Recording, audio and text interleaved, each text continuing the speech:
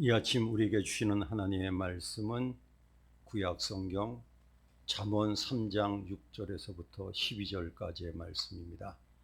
이 계시의 말씀을 봉독하는 중에 살아계신 하나님의 음성을 들을 수 있게 되기를 바랍니다. 너는 범사의 그를 인정하라. 그리하면 내 길을 지도하시리라. 스스로 지혜롭게 여기지 말지어다. 여호와를 경외하며 악을 떠날지어다. 이것이 내 몸에 양약이 되어 내 골수를 윤택하게 하리라. 내 재물과 내 소산물에 처음 익은 열매로 여호와를 공경하라. 그리하면 내 창고가 가득히 차고 내 포도주 틀에 새 포도즙이 넘치리라. 내 아들아, 여호와의 징계를 경히 여기지 말라. 그 꾸지람을 싫어하지 말라. 대저 여호와께서 그 사랑하시는 자를 징계하시기를 마치 아비가 그 기뻐하는 아들을 징계함같이 하시느니라. 아멘.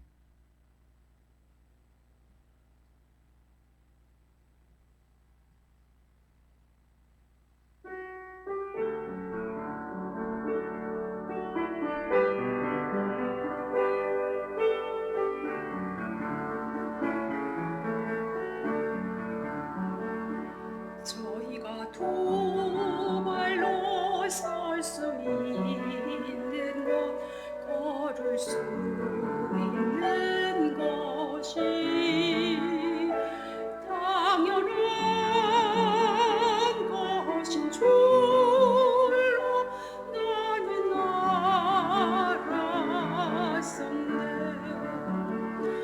우리의 눈으로 볼 수 있는 것, 귀로 듣게 된 것이 당연한 것인 줄로 나는 알았도다. 이제야 생각해보니 주님의 사랑, 주님의 놀라운 은혜, 큰 축복이보다 날 위해 목숨 버리게 된 것이 돌이켜서 생각해보니 주님의 은혜로다. 목청을 두어 소리 높여서 찬양하게 된 것이 우연한 것인 줄로 나는 알았었네. 주의 수렁을 피하게 된 것, 일어날 수 있는 것, 우연한 것인 줄로 나는 알았었네. 이제야 깨닫고 보니 주님의 사랑, 주님의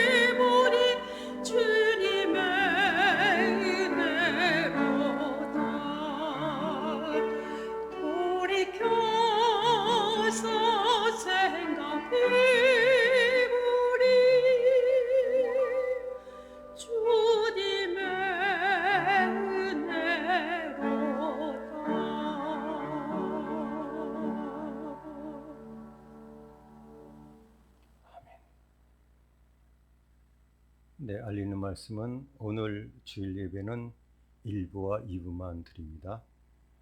그리고 워킹데이가 있습니다. 이번에는 예약을 목사님이 해놓으셔서 저도 청와대 한 번도 못 가봤고 입구만 여러 번 가봤는데 이번에 청와대를 들어가 볼 수 있다고 합니다. 기억해 주시고 참여해 주시기를 바랍니다. 네, 오늘도 우리 민속 명절을 맞아서 특별한 기간이지만 하나님께 예배드리는 교우 여러분, 오늘도 하나님께서 이 특별한 절기에 특별한 은혜를 주시기를 바라며 말씀을 증거하겠습니다. 코로나 이후에 이동할 수 있는 추석을 맞이하고 있습니다. 예전에는 시골을 내려가더라도 휴게소에서 식사도 못 했었는데 올해는 그래도 휴게소에서도 식사를 할 수 있다고 합니다. 그럼에도 불구하고 아직도 긴장은 풀지 않습니다. 그래서 어떤 안내 문구를 보니까 혹시 귀향할 때 효도 중에 하나는 PCR 검사를 하고 고향에 내려가라. 현실성이 있는 충고입니다. 저는 자주 제 자신에게 물어보는 질문이 있습니다. 또 그리고 가끔 많은 분들에게 또 설명드리는 주제가 있습니다. 신앙이 무엇입니까?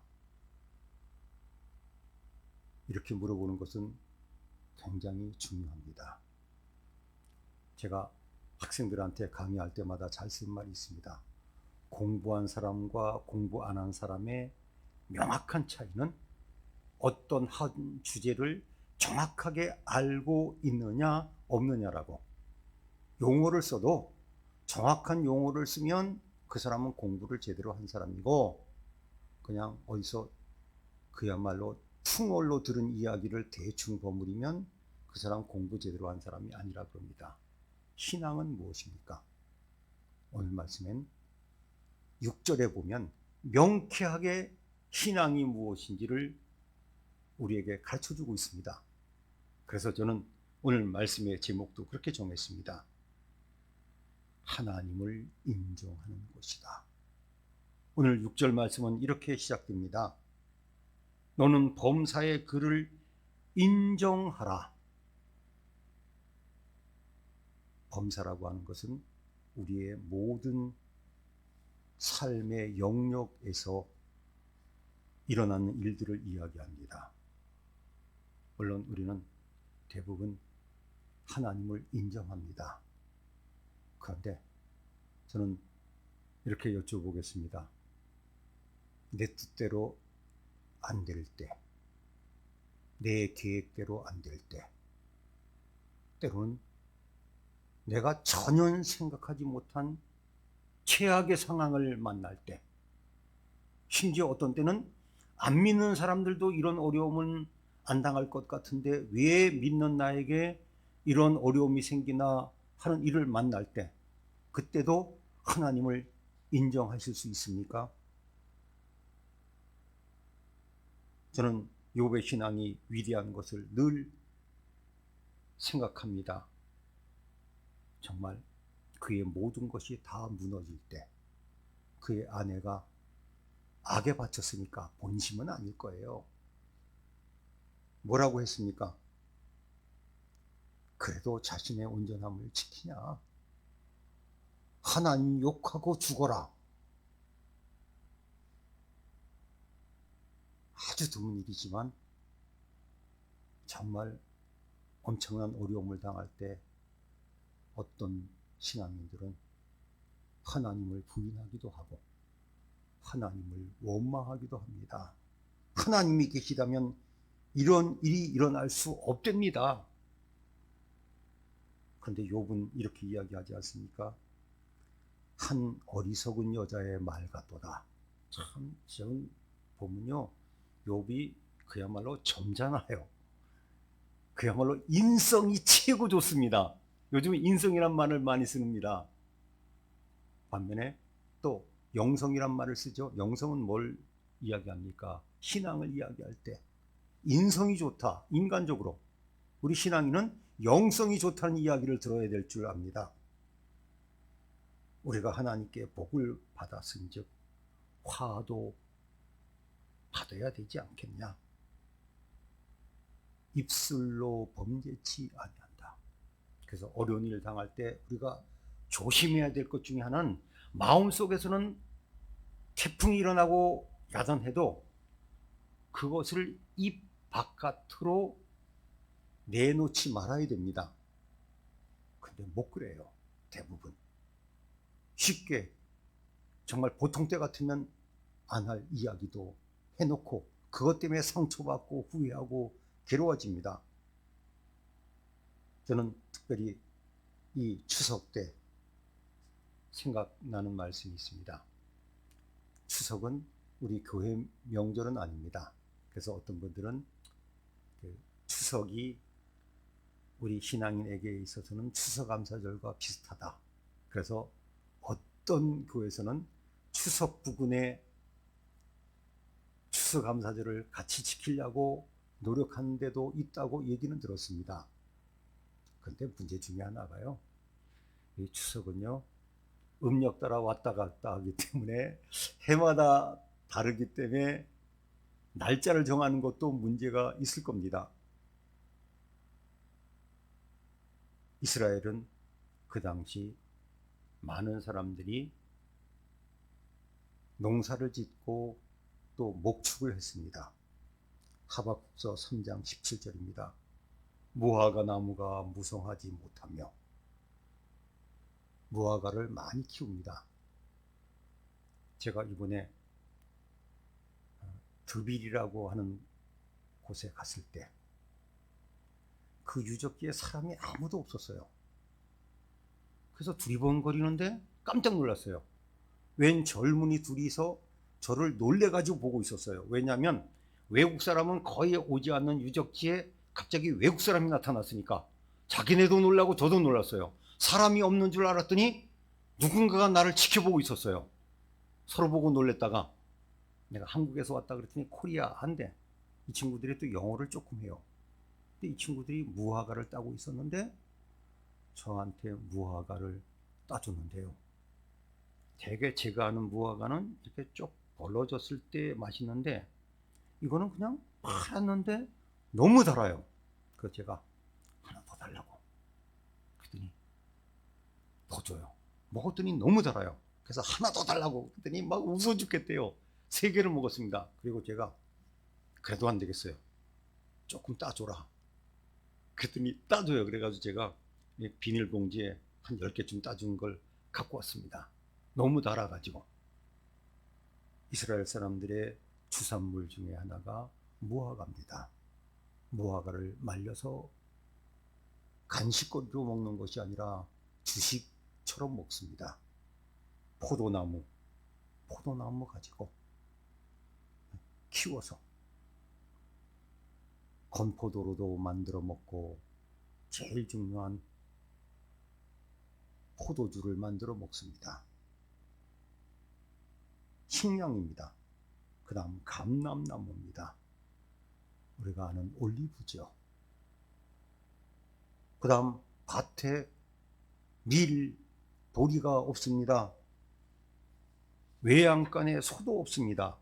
이런 최악의 상황이라도 이 신앙인은 나는 여호와로 말미암아 즐거워하고 하나님이 나를 구원해 주셨기 때문에 기뻐한다고 했습니다. 그래서 저는 젊었을 때 이 말씀을 현실로 바꾸어서 제가 노래 가사까지 못 만들었지만 흥얼댄 적이 있습니다. 직장 잃어버리고 전 재산 다 날아가고 건강까지 없어지고 주위 사람들이 나를 오해하는, 그리고 나 혼자 외로운 광야와 같은 곳에 떨어져 있을지라도 나는 여호와로 인하여 기뻐하고 즐거워하겠다라고 작정했지요. 솔직히 자신은 없었어요. 저에게 그 모든 최악의 상황이 한꺼번에 부딪힌 적은 없었으니까요. 이번에 태풍이 우리나라를 강타했습니다. 흰남노라고 이름도 어렵네요.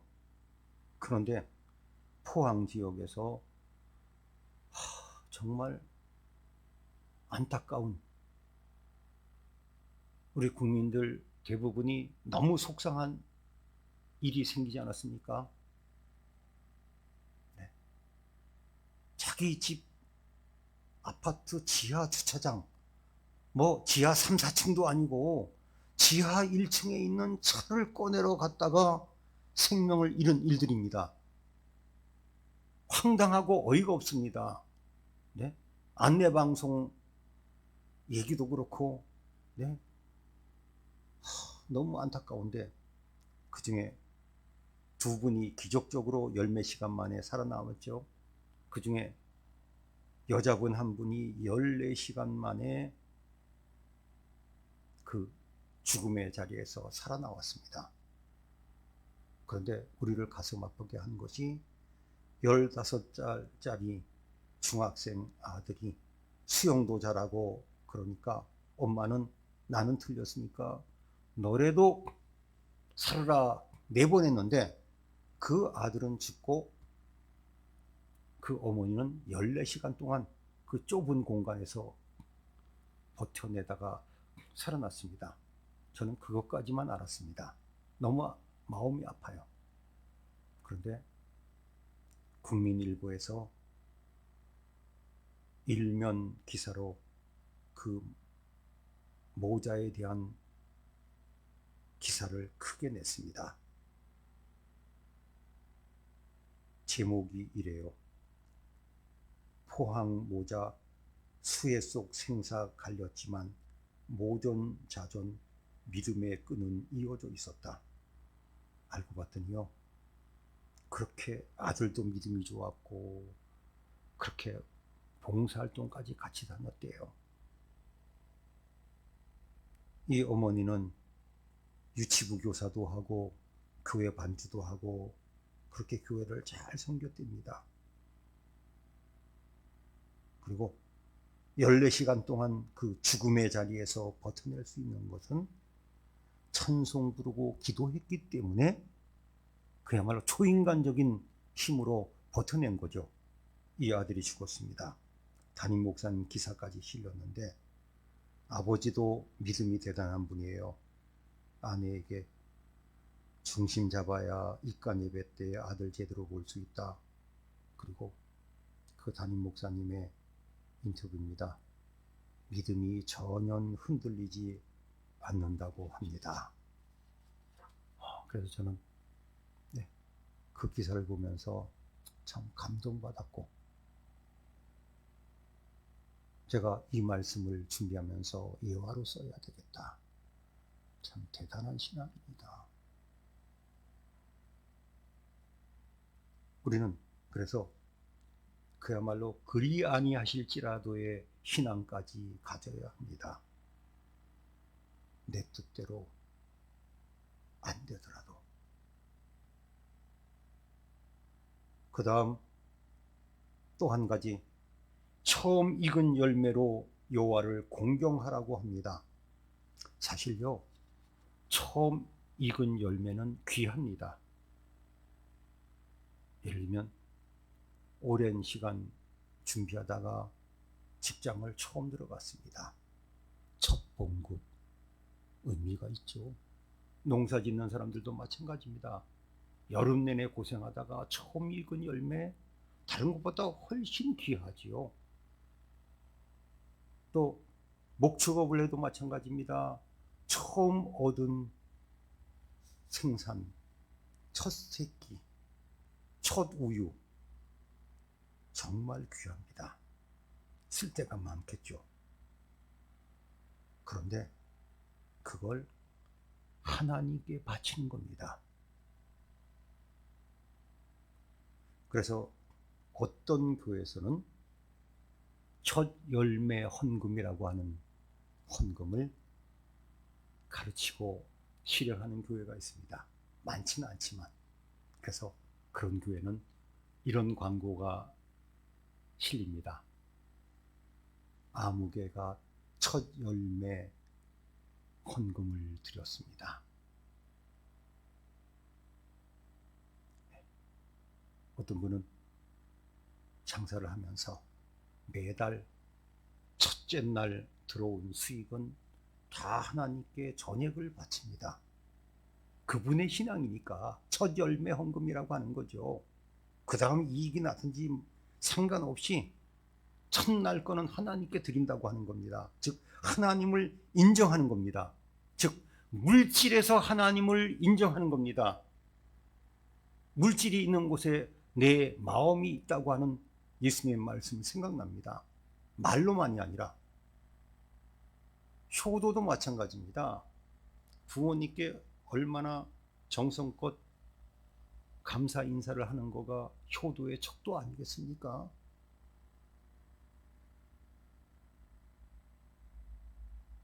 사실 우리 인간관계에서도 마찬가지입니다.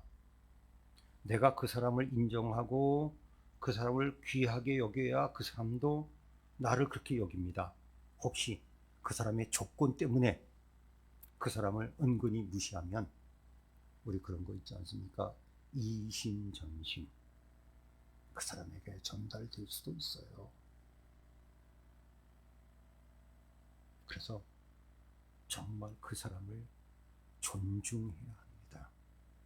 그 사람을 인정해야 됩니다. 한 인격체로서. 그럴 때 그 사람도 그렇게 될 수 있습니다. 예수님께서 변화산상에서 내려오셨을 때 한 귀신 들린 아이의 아버지는 낙심했습니다. 왜냐하면 제자들이 못 고쳤기 때문입니다. 그래서 예수님한테 이렇게 얘기하지 않았습니까? 할 수 있거든 고쳐보십시오. 예수님이 어쩌면 기분 나쁘셨는지는 모르지만 잘못된 것을 가르쳐 주셨습니다. 할 수 있거든이 무슨 말이냐? 믿는 자에게는 능치 못할 일이 없느니라. 그랬더니 이 아이의 아버지가 믿음 없는 것을 도와달라고 예수님께 부르짖었고 예수님은 받아들이고 고쳐주셨습니다. 이거 기분 나쁜 얘기입니다. 할 수 있으면 해보라 이거죠. 꼭 마치 이렇게 팔짱 끼고 한번 해보쇼 하는 겁니다. 물론 이해는 가요. 또 예수님도 기가 막혔습니다. 제자들이 그것 하나 해결 못하고 그래 예수님께 원망하게 만들었습니까? 할 수 있거든이 무슨 말이냐? 신앙은 하나님을 인정하는 겁니다. 오늘 제가 오래전부터 생각했던 영상을 보여드릴 겁니다. 사실 제가 이스라엘은 그렇게 자주 가고 예루살렘도 자주 가지만 예루살렘 성벽을 한번 도는 일은 한 번밖에 못했습니다. 왜냐하면 부지런히 걸으면 1시간 조금 더 걸리지만 시간을 내기가 어렵거든요. 그런데 이번엔 예루살렘 성벽을 한번 돌고 영상으로 만들어서 보여드리고 싶었지만 시간이 나질 않았습니다. 왜냐하면 저는 외곽 지역, 팔레스틴 지역을 다니는데 정말 시간이 부족했었어요. 그런데 자동차가 조금 수리를 해야 됐습니다. 그래서 제가 자동차 어디서 고치냐고 도움 요청을 했더니 자동차 싸게 잘 고칠 수 있는 데가 예루살렘 성 한 150m 떨어진 곳에 있었던 공장이에요. 그래서 제가 잠깐 고치는 줄 알았더니 2-3시간 걸릴 거래요. 좀 쉬래요. 그래서 제가 이건 하나님이 주신 기회다. 그래가지고 날씨는 더웠지만 그때부터 차를 수리하라고 맡기고 바로 옆에 있는 예루살렘 성벽을 돌기 시작했습니다. 3시간 걸렸습니다. 근데도 전화가 안 와요. 다 돌고 나서 연락했더니 지금 막 고쳤대요. 제 한 바퀴 도는 시간에 맞춰서. 그래서 제가 한꺼번에 그 짧은 시간에 예루살렘 성벽을 돌아볼 수 있었습니다. 그리고 영상을 만들었는데 많은 분량이지만 압축해서 11시 11분 30초 걸렸습니다. 또 이름도 처음으로 코로나 시대의 성벽 돌기라고 하는 이름을 붙였습니다. 그래서 저는 그렇게 생각했습니다. 하나님께서 아무리 바빠도 예루살렘 성벽 한번 돌라고 시간을 주셨나 보다. 그렇게 받아들였습니다. 그리고 예루살렘 마지막을 예수님의 그 십자가의 길을 돌고 떠났습니다. 범사의 하나님을 인정하는 겁니다. 또 한 가지 있습니다. 11절 12절입니다. 여호와의 징계 꾸지람 싫어하지 말아라. 사람이요, 정말 좋은 관계가 되기 어려운 것은 싫은 소리 해도 관계가 유지되는 겁니다. 잔소리입니까? 싫은 소리입니까? 야단치는 겁니까? 좋았던 관계도요, 어쩔 수 없이 지적하고 잘못됐다 그럴 때 관계가 파괴되기 쉽습니다. 자녀들도 마찬가지죠. 다른 사람은 그런 얘기 못하지만 아버지까지, 어머니까지, 부모님이 그 얘기를 안 하면 누가 하겠습니까? 징계는 괴롭습니다.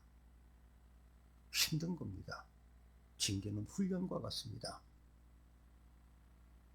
운동선수가 화려해 보십니까? 훈련 과정을 생각하면 운동선수 못합니다. 어떤 것이든지. 전 그래요. 예술가 무대에서 화려해 보입니까? 그 연주를 하기 위해서 도대체 몇 시간, 얼마를 해야 되는 겁니까? 저는 영상도 마찬가지라고 생각합니다. 우리 교우들은 예루살렘 성벽 돌기 11분 30초에 보시지만 저도 그렇고요. PD는 고생했습니다. 제가 준 영상이 100개였거든요. 영상 100개를 다 보고 그것을 11분 30초에 압축했습니다. 신앙은 무엇입니까? 하나님을 인정하는 것입니다. 그런데 오늘 말씀은 하나님을 인정하는 사람에게 주시는 복이 있습니다. 내 길을 지도하시리라. 저는 이 지도란 말을 참 좋아합니다. 개인의 능력은 정말 약간의 차이예요. 그런데 누가 인도하냐에 따라서 다릅니다. 그래서 성지순례나 여행할 때도 잘 쓰는 말이 있습니다. 최고의 가이드를 만나야 된다. 식사가 좋고 숙박시설이 좋은 것보다 더 중요한 건 최고의 가이드를 만나는 거다. 그렇습니다. 가이드 잘못 만나면 여행을 망치는 정도가 아니라 위험한 곳에서는 생명의 위협을 받기도 합니다.